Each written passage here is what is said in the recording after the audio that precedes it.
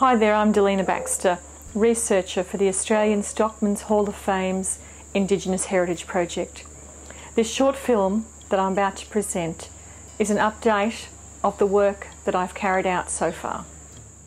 Many parts to this project, including paperwork, gathering information from people so that I can use it in the hall. But some of the highlights have been the many faces and the places that I've been, the ancient trees that I've seen. It's been a truly magical experience.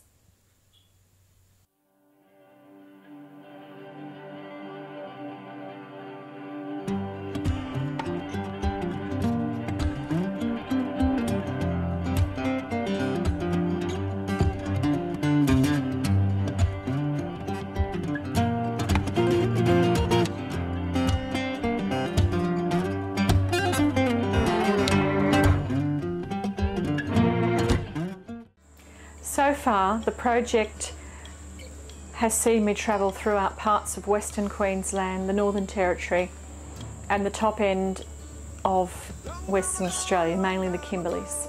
I've been to towns throughout these regions including Broome, Derby, Wyndham, Kununurra, Kalkarindji, Pigeonhole, Tennant Creek, Alice Springs, Charleville, Longreach, Birdsville.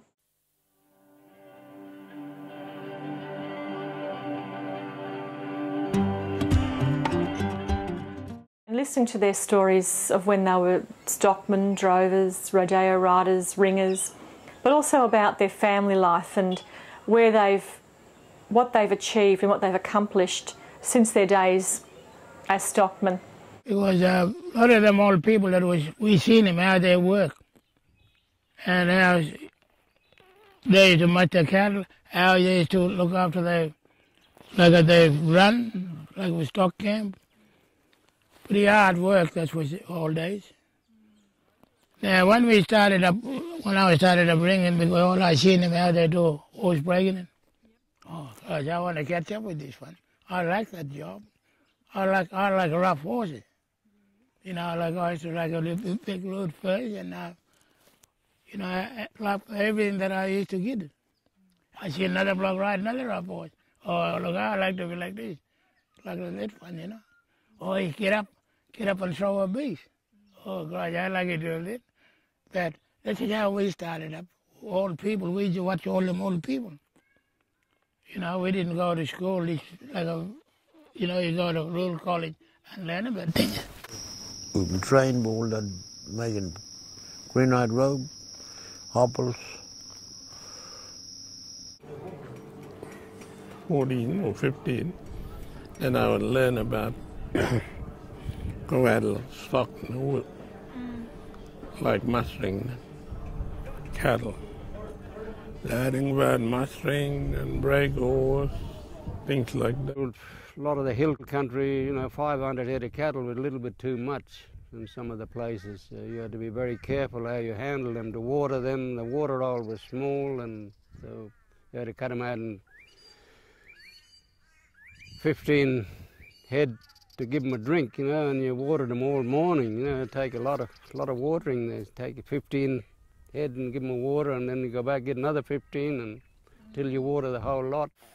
Like my old man and all his other mob, we used to work 7 days a week on cattle stations.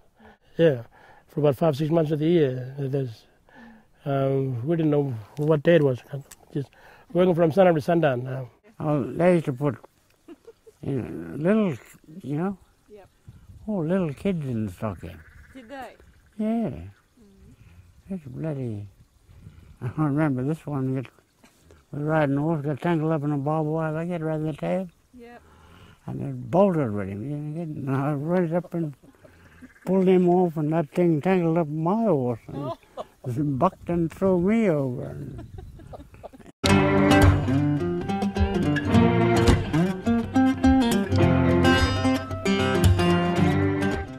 And now we start working Delamere. I learn how to work in the cattle side and things like that. I was a real good, smart bloke and good, hard-working man when I was young.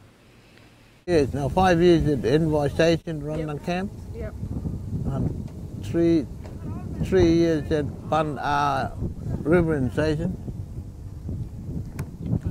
I worked, you know, you'd be out around Stockman and you'd take cattle or sheep from there, and then I began moving around taking horses from, you know, the drover would finish and you'd have to take his horses back to Winton or somewhere. Yeah.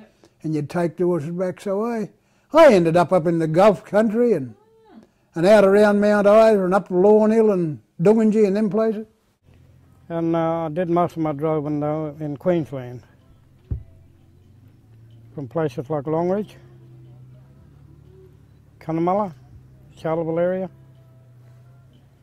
and of course down the Coopers Creek, down the Birdsville track, until the transport took over then, the big road trains. It wasn't all that long back really. It basically is right back in the late 60s to the early 70s when they really took over. Being a stockman is like being a tradesman. You've got to learn your apprenticeship, and I was certainly taught by some of the best stockmen in Australia through the Carnarvon ringers, as they know, the Carnarvon stockmans from up the Carnarvon Ranges up the Upper Warrego.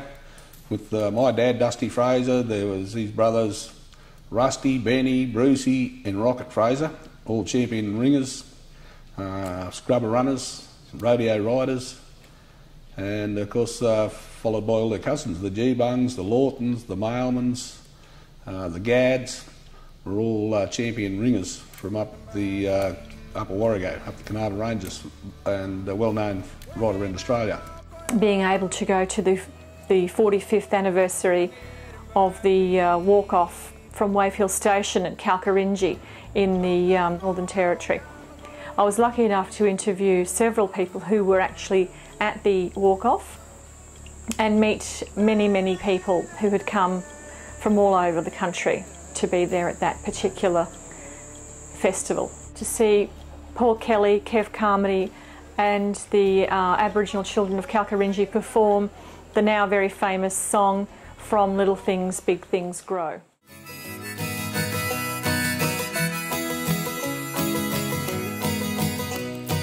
Gather round people, I'll tell you a story, an 8-year-long story of power and pride.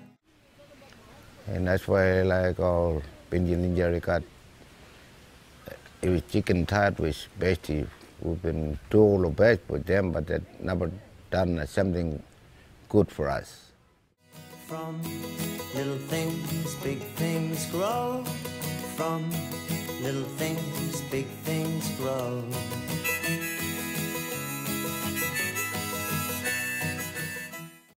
All right, I'm Biddy Wayfield, and I'll tell you that story when we've been working for Pesty. No money, no any tobacco, and nothing.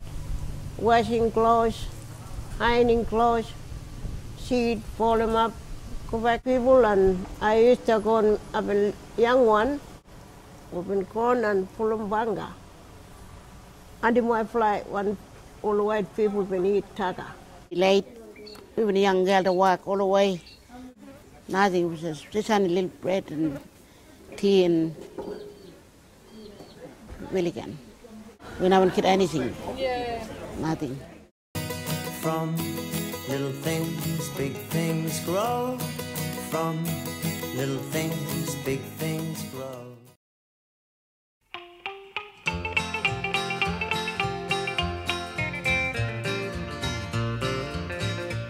Roll up, you Aussie horseman, a challenge has been thrown. Don't let it go unnoticed, rough riding's in your bone. I've been trying to work on rodeo. I went to final bull riding. I went to bull riding, yeah. All about came by, ride them all that.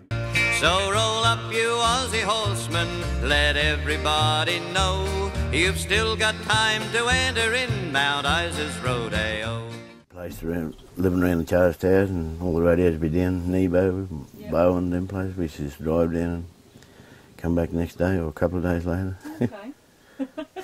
During Bandy one year I won the bull ride and the bronc ride, yeah. I got second in the first ride. And did you? The other two I got knocked out of one, flat on my bum. And knock myself out. Started rodeoing in about, I suppose, 77 or something like that, I guess. I was only 13 when I rode my first saddle bronc in competition. Won the bronc ride at 13, first bronc ride in competition, won the bronc ride. Drew the feature horse that day and rode the feature horse, and I got money in the potty ride and the juvenile steer ride same day. So I walked away with a handful of trophies, and I still got trophies up above me there that from that day, and still proud of them, sort of thing. So.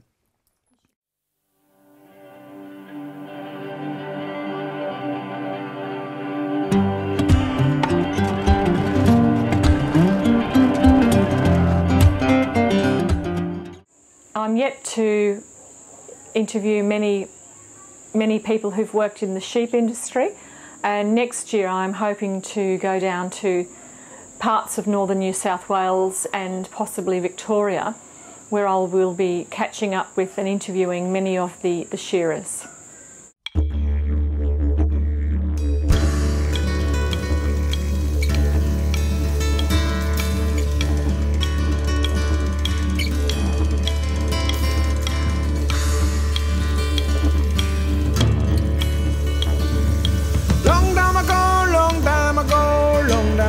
Big rain been come lang a my country. Long time ago, long time ago, long time ago, big rain been come lang a my country. Whipping up no mangare, lang eat and bad feet.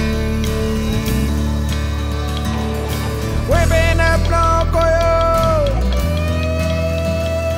lang eating bad beef.